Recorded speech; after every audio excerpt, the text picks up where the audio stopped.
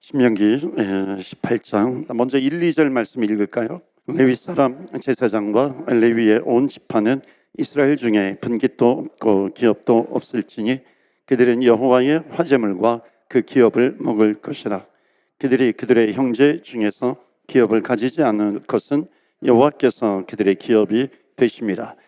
그들에게 말씀하심 같으니라. 아멘. 하나님의 말씀입니다. 신명기서 말씀은 여러 번 말씀을 드렸지만 이스라엘 백성들이 가나안 땅, 약속의 땅 가나안 땅에 들어갈 때 모세가 아주 그 엑기스 꼭 필요한 말씀을 주신 것이 신명기서입니다. 그래서 금요일에 이제 한 장씩 보는데 정말 이 땅에서 마치 이제 가나안 땅에서 살아가는 듯한 주의 백성들에게 주시는 아주 알곡 같은 그런 말씀이 여기에 담겨져 있습니다. 오늘 18장 말씀은 제사장에 대한 내용이 나오고 후반부는 또 선지자에 대한 내용, 그런 말씀들이 나옵니다. 여러분, 어느 그 사람이든지요, 내가 사는 나라, 내가 태어난 나라, 그렇죠? 우리는 뭐 대한민국 될 수도 있고 또 여기 캐나다가 될 수도 있습니다. 그러니까 내가 태어난 곳, 내가 있는 곳이 그래도 세계에서 강한 나라, 잘 사는 나라가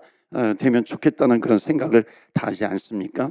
그러니까는 그 어떤 강한 나라가 되기를 원하는데, 문제는 뭐냐면 강한 나라가 뭐 내가 원한다고 해서 되나요? 내가 되고 싶다고 해가지고 되는 게 아니라고 하는 거죠. 강한 나라가 되려면 뭐가 있어야 되나요?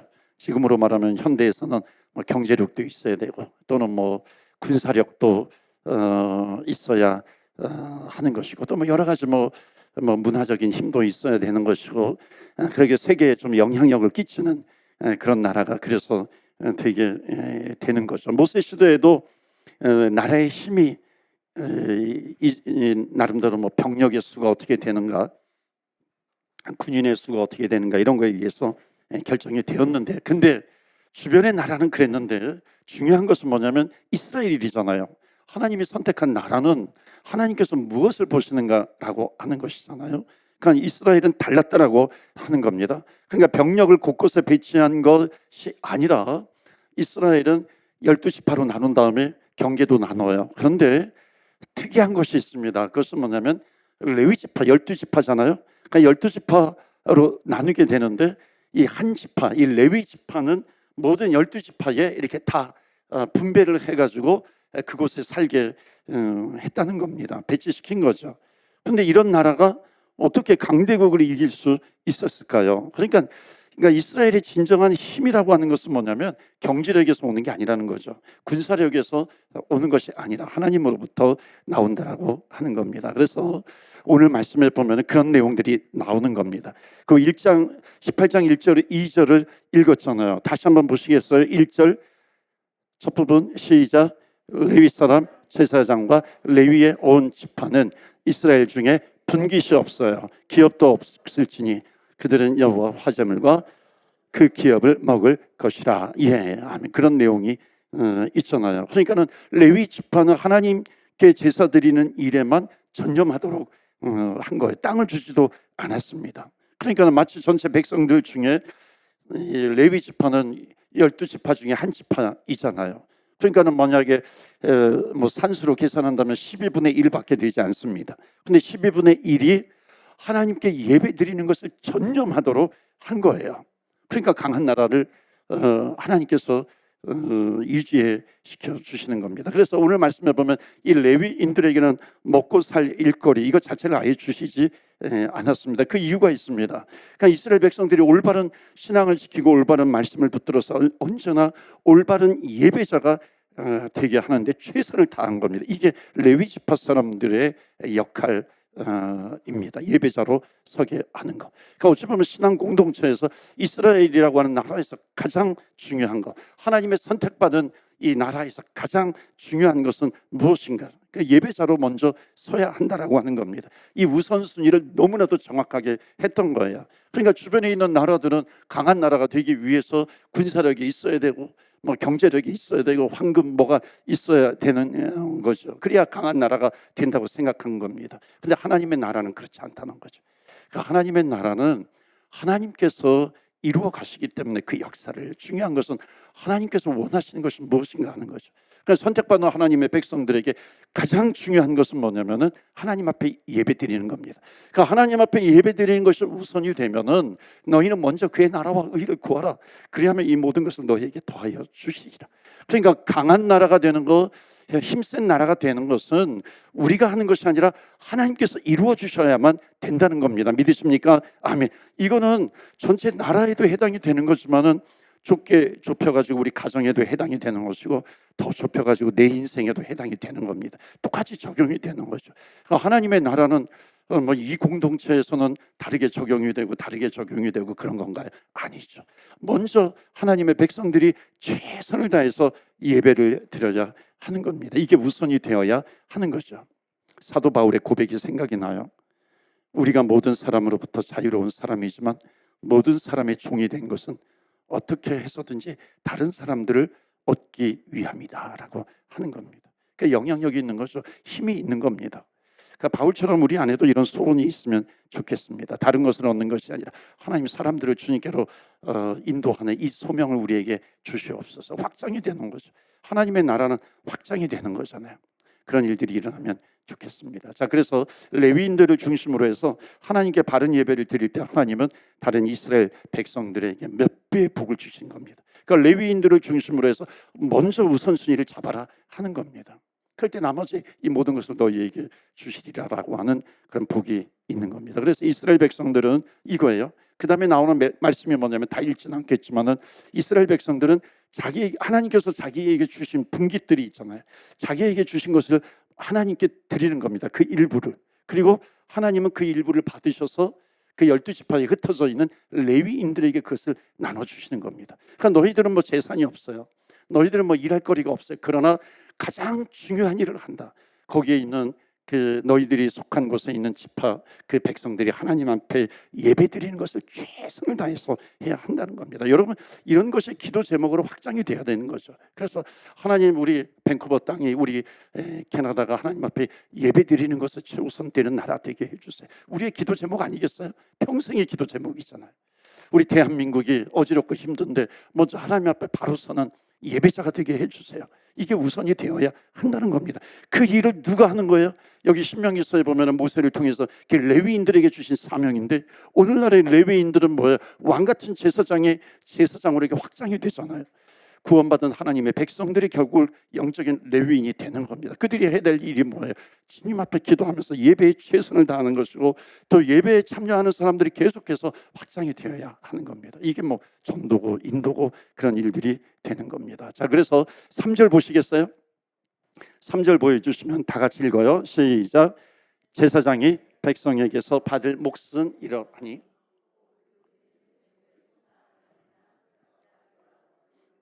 돌보울과 위라, 이것을 제사장에게 줄 것이요.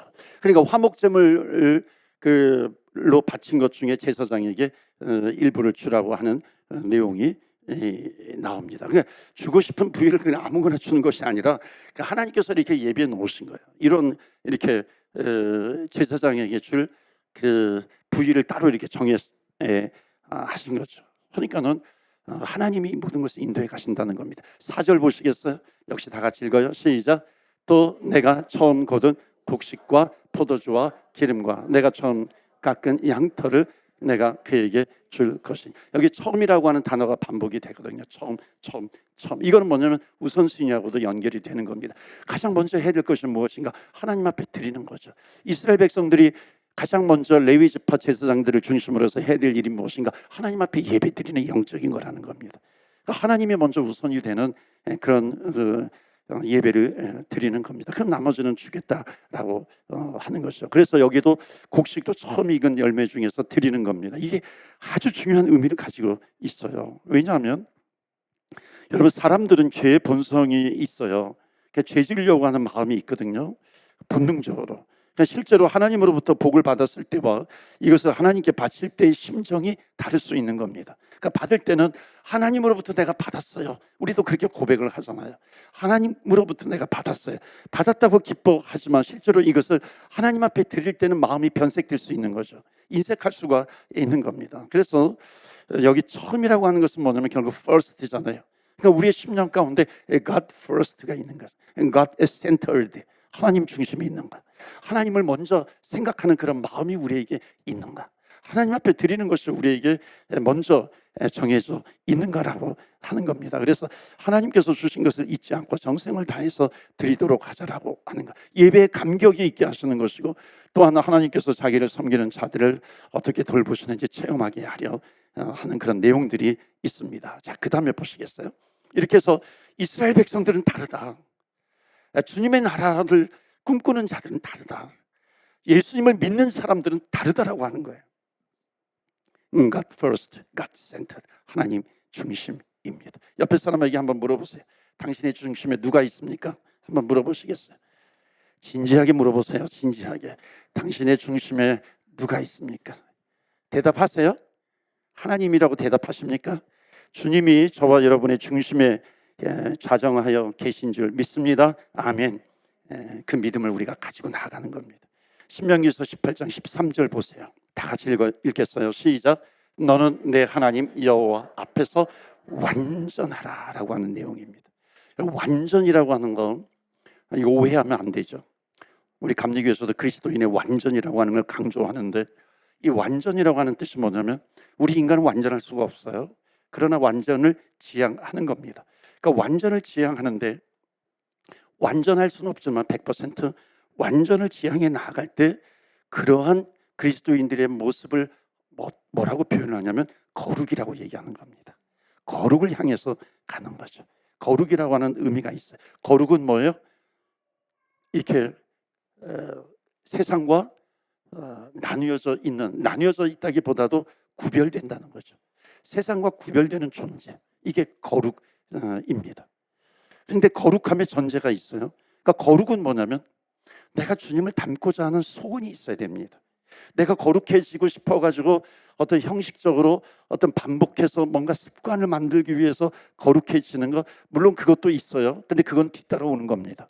그러니까 먼저 있어야 될 것은 뭐냐면 내 마음속에 주님을 닮고자 하는 소원이 있는가 하는 거예요.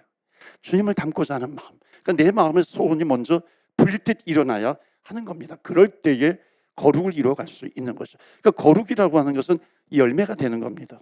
기독교의 아주 중요한 원리인데요. 그러니까 열매와 우선순위 먼저 붙잡아야 될 것, 이것을 잘 구분을 해야 합니다. 그러니까 거룩해지기를 원하시는 하나님 아버지의 마음이 있어요. 그러니까 완전하라라고 하는 것이죠. 그런데 그 거룩은 어디에서 나오는가?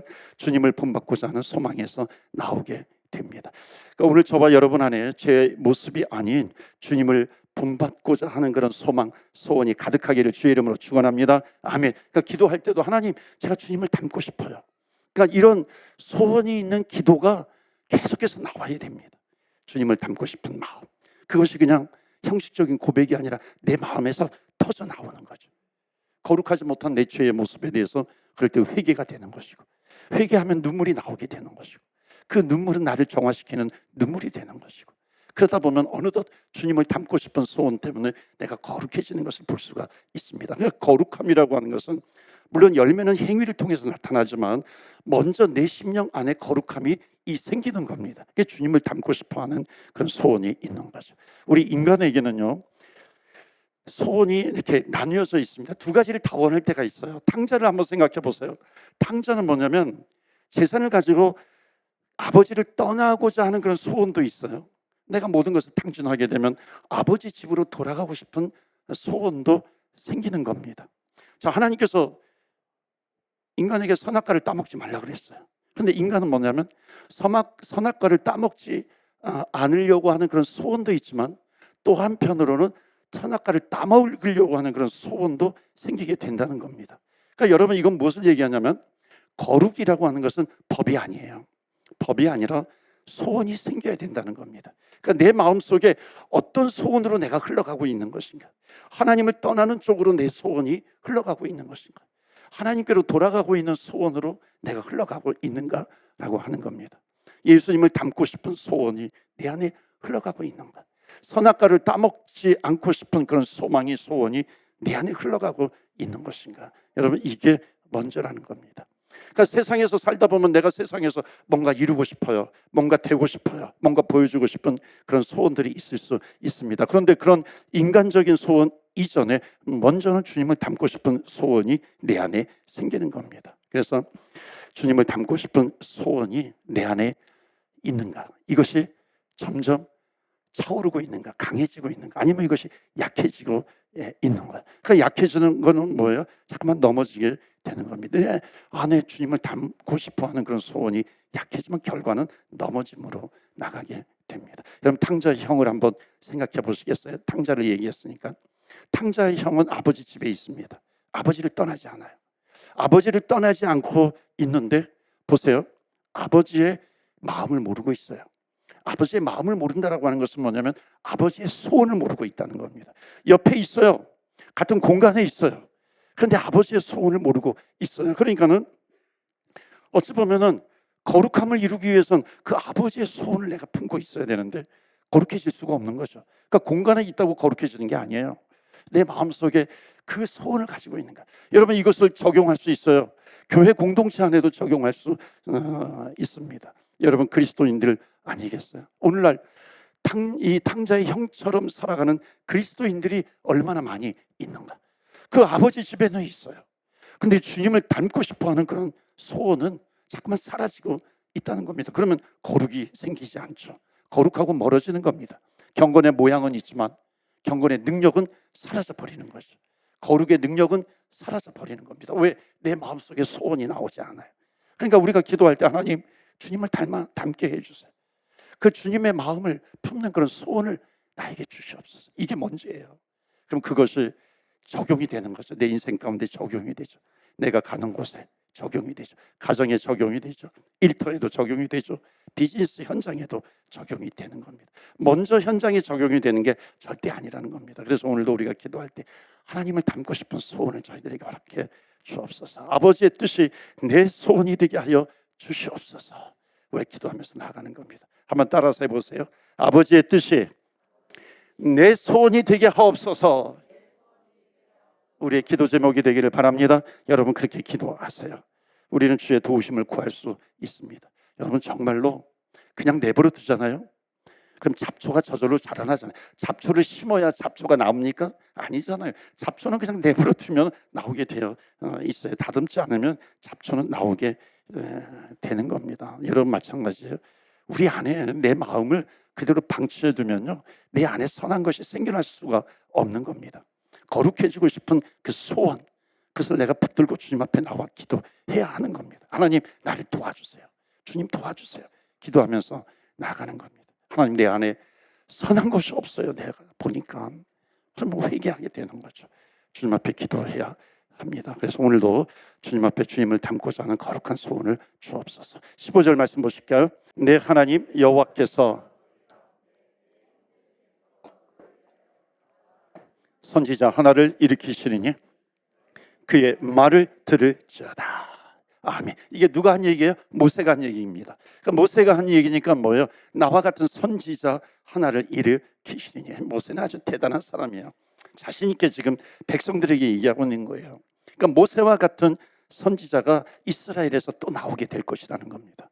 그러니까는 모세가 나와 같은 선지자는 누구이겠어요? 너희들 이제 가나안 땅에 들어가면 나와 같은 선지자가 나오게 될 것이다. 여기 이거는 성경 전체를 놓고 보게 되면 성경을 전체적으로 봐야 됩니다. 구약 성경에도.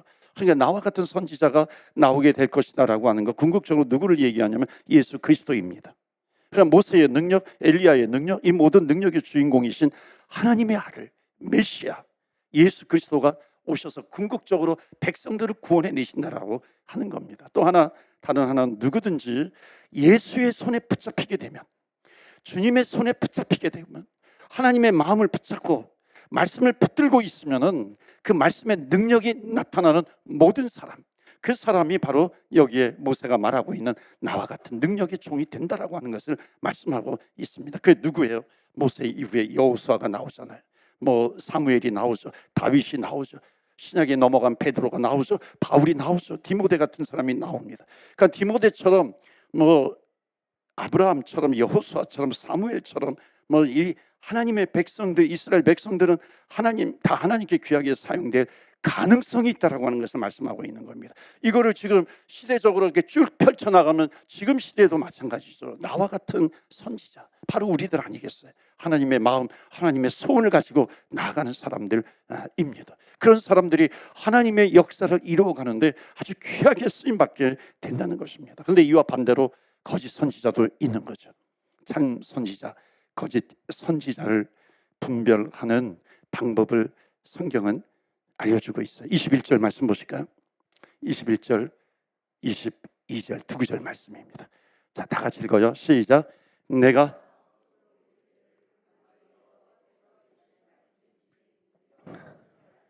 아멘. 22절 말씀은요,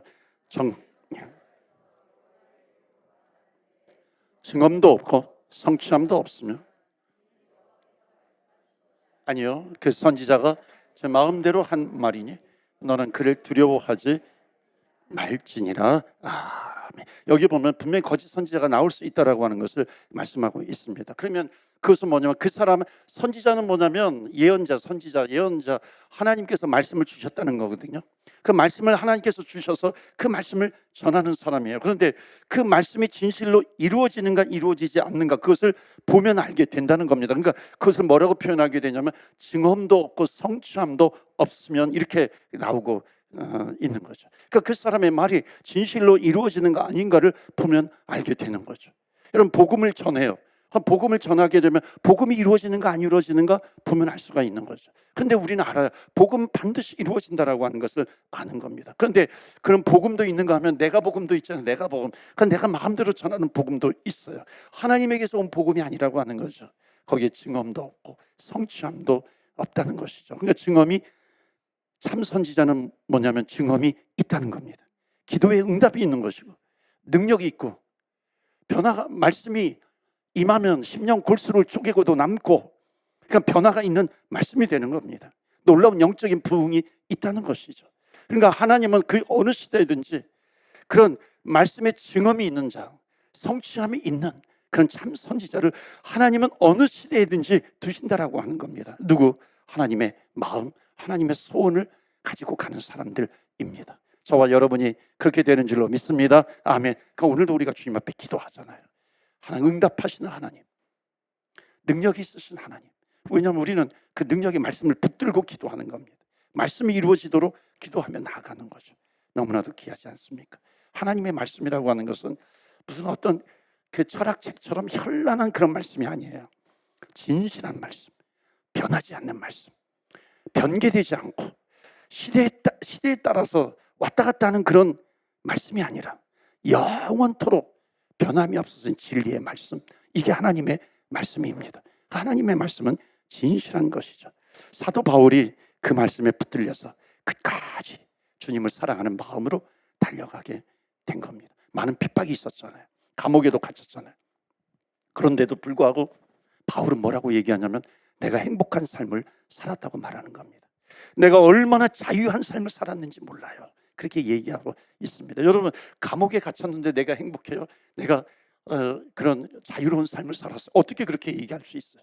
세상의 논리, 세상의 철학, 세상의 원리로는 절대 그렇게 고백할 수가 없는 거죠. 그런데 바울은 그렇게 고백한단 말이에요. 왜냐하면 말씀을 붙들고 있으니까.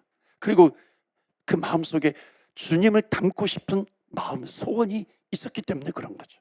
하나님 나라에 대한 소원, 주님을 닮고 싶은 소원이 있으면 주님께서 이 땅에 오셔서 하신 일이 뭐냐면 예루살렘과 온유대와 사마리아 땅끝까지 이르러 내 증인이 되라. 하나님 나라에 대한 소원을 계속해서 심어주시는 것이거든요. 그러니까는 바울 같은 사람은 이 땅에서 내가 그 나라를 위해서 살게 될 때 정말 내 인생의 뼈저린 기쁨을 느끼게 되는 겁니다. 그러니까는 때로는 가난해도 좋아요. 때로는 병들어도 좋고, 때로는 감옥에 갇혀도 좋은 것이고, 때로는 굶어도 좋은 것입니다. 주님을 위해서 산다면, 주님의 소원을 가지고 산다면, 주님의 나라를 위해서 산다면 거기에 아무도 모르는 기쁨을 하나님께서 주신다는 겁니다. 여러분, 주의 나라를 믿음으로 보시기를 축원합니다. 아멘. 여러분, 우리 믿는 사람들은 반드시 그 나라에 들어가게 되어 있습니다.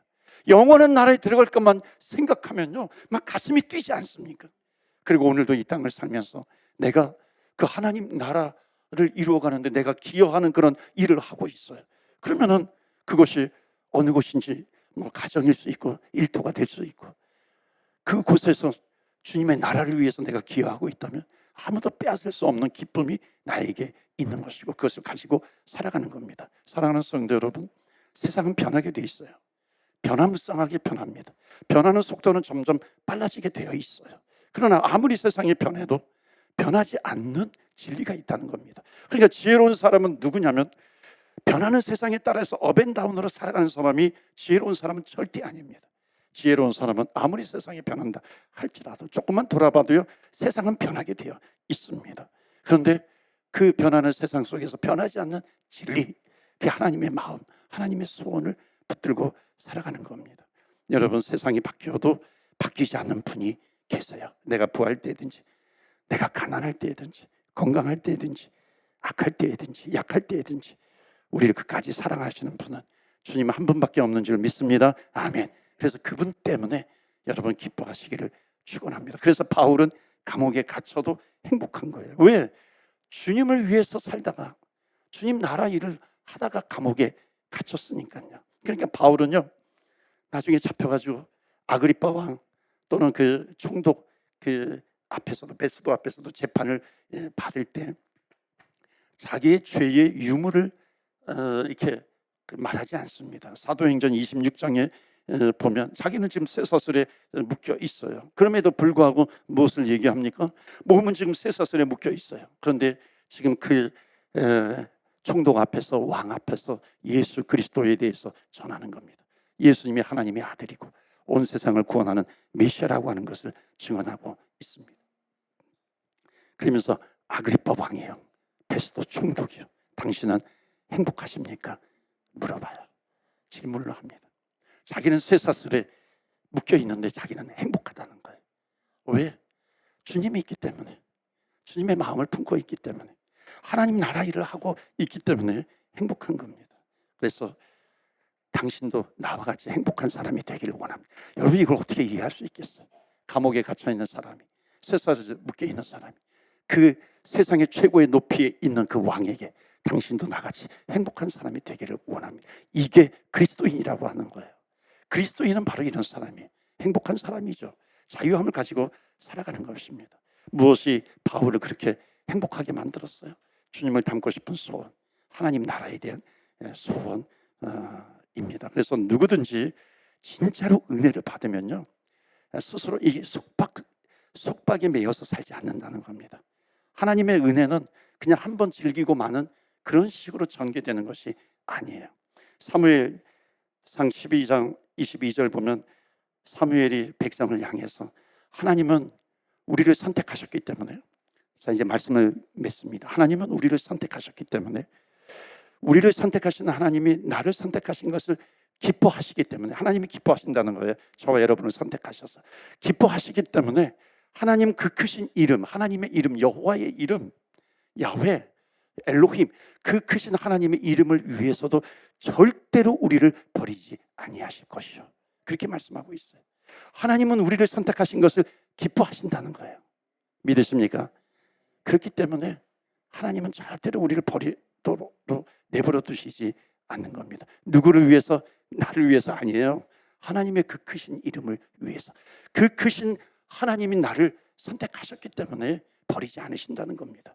절대로 우리를 버리지 않으세요. 비록 나는 멀리 떠날 때가 있어요. 실패할 때가 있어요. 그래도 결코 포기하지 않으신다는 겁니다. 끝까지 찾고 찾아서 하나님의 백성이 있어야 될 자리, 그게 예배의 자리 아니겠어요? 기도의 자리, 말씀 듣는 자리 아니겠어요? 그 자리에 반드시 앉히고야 마신다는 거. 이게 하나님은 우리를 버리지 않으신다는 겁니다. 여러분, 하나님은 절대로 여러분을 버리지 않으시는 줄로 믿습니다. 아멘. 옆에 분 한번 축복해 주세요. 딱 손 잡으시고, 하나님은 당신을 절대로 버리지 않으십니다. 한번 축복해 주세요. 들으신 분들은 아멘 하셔요. 아멘, 아멘. 예, 절대로 여러분의 손을 놓지 않으실 겁니다. 여러분, 인생을 살다 보면 때로는 버림받은 것처럼 절망할 때가 있어요. 모든 사람 마찬가지입니다. 돈이 있어도 불안해요. 건강한데도 인생이 답답할 때가 있어요. 길이 없어 보일 때가 있습니다. 그런데 여러분 믿으세요. 하나님은 절대로 버리지 않으신다는 겁니다. 때로는 해결책이 없을 때가 있어요. 그런 절망 가운데 있을지라도 하나님은 우리를 돕기 위해서 예비해 놓으신 은혜의 문은 항상 열려 있는 줄로 믿습니다. 아멘. 우리를 버리지 않으세요. 우리 하나님의 은혜의 문은 열려 있습니다. 우리 시간에 같이 기도하겠습니다. 하나님, 먼저 주의 보혈로 나를 씻어 주옵소서. 하나님, 오늘도 내가 거룩하지 않은 자임을 알게 하여 주시고 깨닫게 하여 주시고 이 시간에 거룩한 보혈의 피가 강같이 흘러가게 하여 주셔서 하나님 우리를 정결케 하여 주시옵소서. 내 생각도 씻어 주시고 내 마음도 씻어 주시옵시고 내 육신도 씻어 주시옵소서. 주님의 거룩하심에 점점 가까이 갈 수 있게 하여 주시옵소서. 하나님 아버지, 내 육적인 소원보다도 먼저 하나님 내 죄를 바라보면서 하나님의 소원을 품게 하여 주시옵소서. 주님 닮아가는 그 거룩한 소원, 하나님 그것을 내 마음속에 허락하여 주시옵소서. 우리 주님 앞에 말씀을 붙들고 기도하며 나아갑니다. 다 같이 주여, 주의 이름 부르며 기도하며 나아갑니다. 주여.